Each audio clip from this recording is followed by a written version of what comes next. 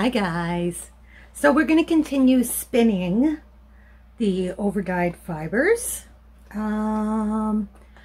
We have this one, which is a humbug merino, I believe, or BFL. One's a merino and one's a BFL, I think. So I think this is the BFL and this is a merino. And then we have an Icelandic that we have overdyed. So, I don't know what I want to work with today. I think we're going to work with one of these stripy tops. So let's work with this one. So this would be merino and nylon. Oh, no, this is humbug merino. So there's the original, and there's the overdyed, and we did it in 2 batches, one with more dye than the other. So you can see we have some patches of that stripy gray in there, which will make it really pretty.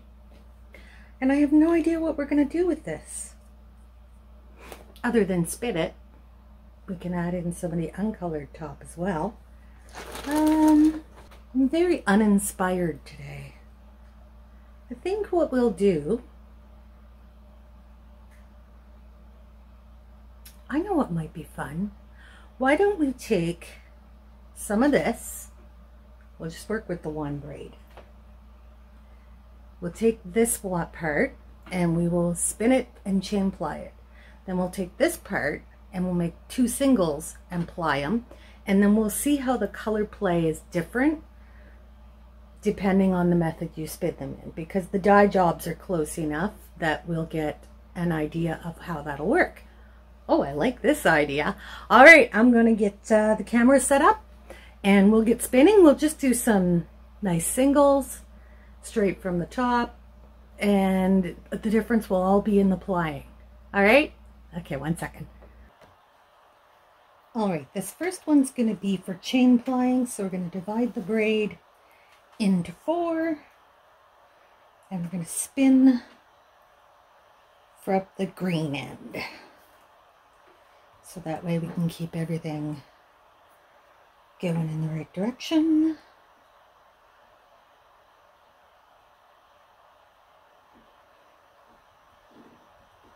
Look, I even have fancy fingernails on.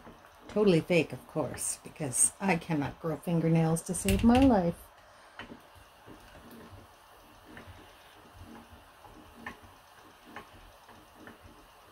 That's a little too much, I think. There we go. So there's a street-wide yard sale tomorrow, so I've been prepping for that. I've had a hectic month of days.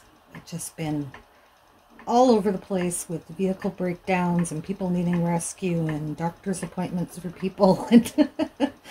It's been insane, and I have now been up since 3 a.m. just because I could not sleep.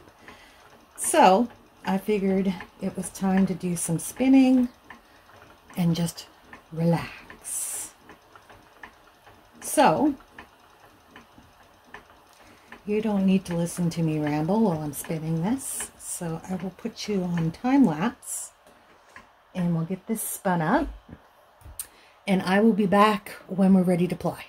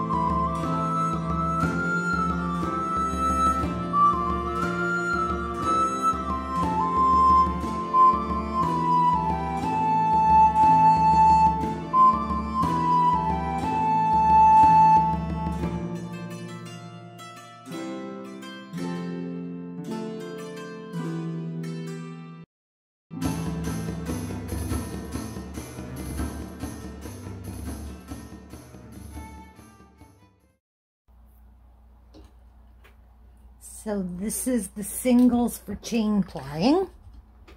So we're going to proceed to do that. Now the chain plying is going to preserve these color runs and make for a more consistent pattern. When we two ply, we should end up with more barber poling than color runs, but that's just my theory. We are going to experiment to prove it. Here we go.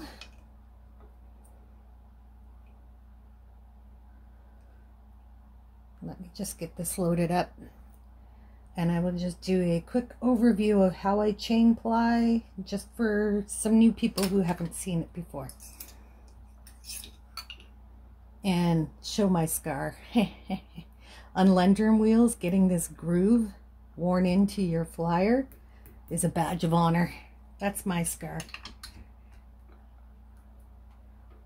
All right, so I chain ply without using a tension on the Lazy Kate, but because it's an upright Lazy Kate, that puts some resistance on the bobbin, which I find is generally enough. If you're just starting to chain ply, tension your bobbin a bit. It'll help you control your yarn better. I'm going to set it up here.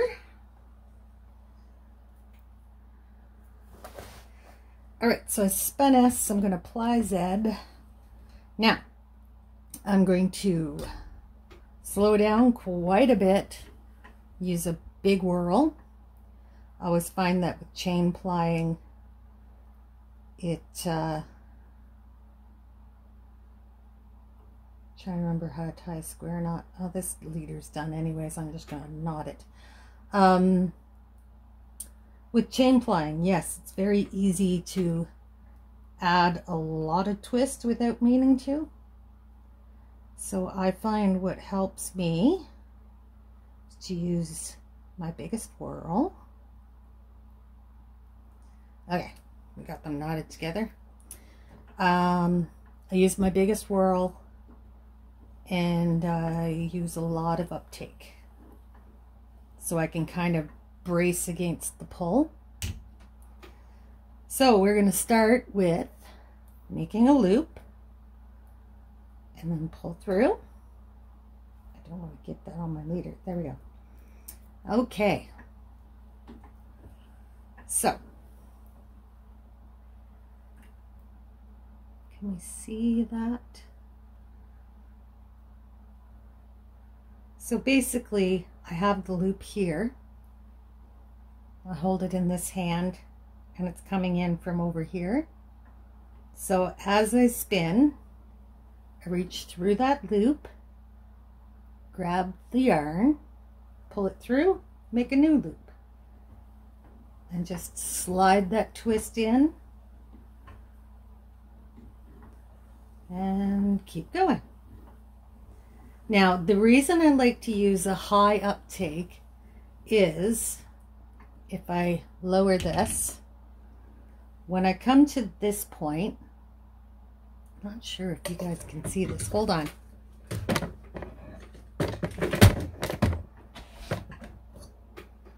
All right, this is a better angle. So you can see where the loop here is. If I don't use a high uptake, when I come to that loop and I go to push it onto the wheel, it can actually slide up like that and bunch up and not give me that smooth twist that I want, that hides where that join is. Let me increase my uptake a little more. So I find that using a high uptake allows me to brace, and then it pulls it onto the wheel instead of me pushing it onto the wheel. Now, you don't want it to be yanking out of your hand, but you're kind of braced against it, so then it pulls it on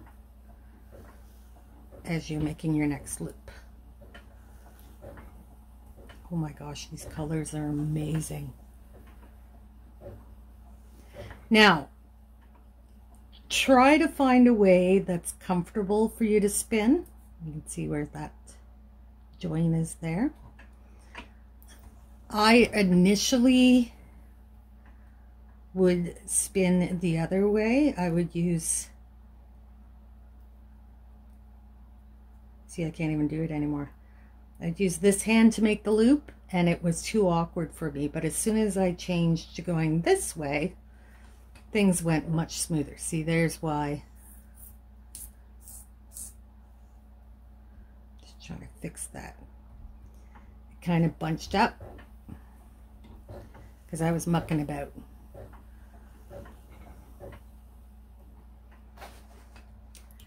But once I get going,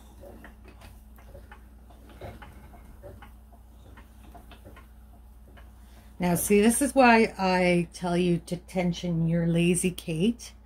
I actually use like the side of my hand and my little finger to sort of control that. So those little pigtails that you get in there, you can kind of straighten them out before they reach the loop. So I just kind of use my little finger to sort of tension it over my hand. And I do actually turn my hand. But if you tension your bobbin on your Lazy Kate, you won't have to do that. It's just how I've gotten used to doing it.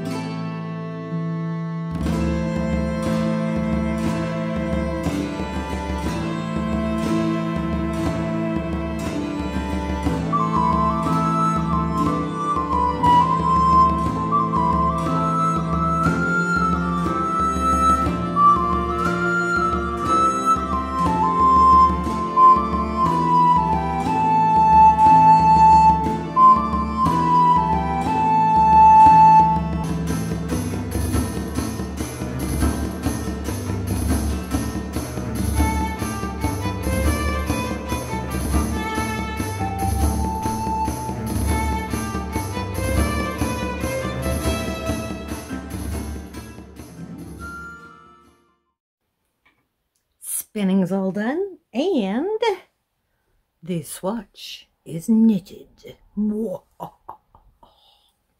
So you can see here is the section that we chain plied, and you can see how it has the very distinct stripes because we kept colors together. Now here is where we did 2 singles and plied them together. And you can see how we have areas of barber pulling and how it's a more mottled effect. And there's more blending of the colors. There are still stripes, but they're not as distinct. And it just happens to be where colors will line up. So you'll get like the stronger color will make the stripe, and the lighter color just sort of fades into the background. So this is what happens when you take the same fiber and spin it 2 different ways. So depending on what the final effect is that you want is how you should spin your yarn. Personally, I prefer the stripes, but that's just me. Regardless, it's pretty. So that's it for today, guys. I hope you enjoyed this little adventure into some more chaotic yarn. I'm actually really happy with how it turned out. So thanks for joining me, and I shall see you in the next one. Dr. Chaos, out!